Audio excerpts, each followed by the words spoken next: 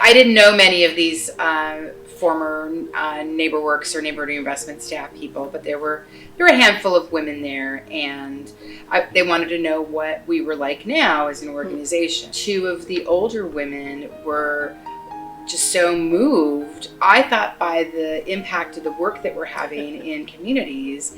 But she grabbed my hand and said, I just can't believe that neighborhood reinvestment now has a female CEO and CFO. That is like unbelievable to me, and we're so proud to be part of that legacy and that has come to be. And these were two women of color. We shouldn't be surprised. So it's telling in 2020 we still are, but we shouldn't be surprised. And I attributed this moment to having a CEO, not only a female, but of color. And so there's a tracking that comes with that.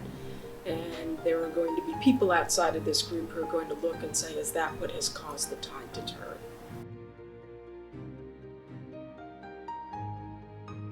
My mother was very politically active, and so I had her as a strong role model, someone who was, always pushing the envelope. My dad, I remember once when I was like 6 years old, I was kind of active in sports as a kid, and he asked me what I wanted to be when I grew up, and I said I wanted to be a professional baseball player.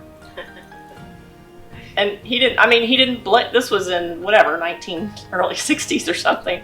He just, great, so just never, women aren't, never, none of that ever crossed his lips. So it's like parenting to say, never discourage your kids no matter what, and that, for him to have been like that at that time, I think is pretty remarkable. My mother was a great role model and mentor. I can remember in grade school having to pack my book bag up in the evening to go with her to her American Business Women dinner meeting, and I would sit at the table and listen to all these women talk, and I was really the only kid there, but it was, I don't think she wanted to leave me at home, but it was a really incredible learning experience because there were all these women just talking about issues.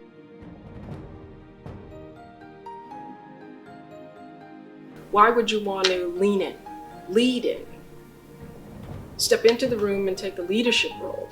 Because the expectation is you will lean in, and who are you leaning on? Mm-hmm. Particularly a man, to learn the ropes, and then you will be blessed to take over. Lead in and make mistakes, and people will at least know you were there. Rarely does leadership have a definitive path, and you have to sort of be open to opportunities that may not necessarily seem as life-changing or giving you opportunities to lead, but in retrospect they are. So for example, I came to this work because a local organization helped me purchase my first home through a down payment assistance program.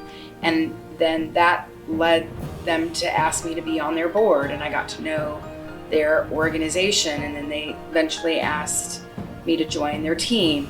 If I hadn't been open to any of those, I wouldn't be sitting here today. I wouldn't have a career in housing and community development. That's not where I started. So being open to sort of opportunities, I think, no matter how they may, in what form they may come, I think is important.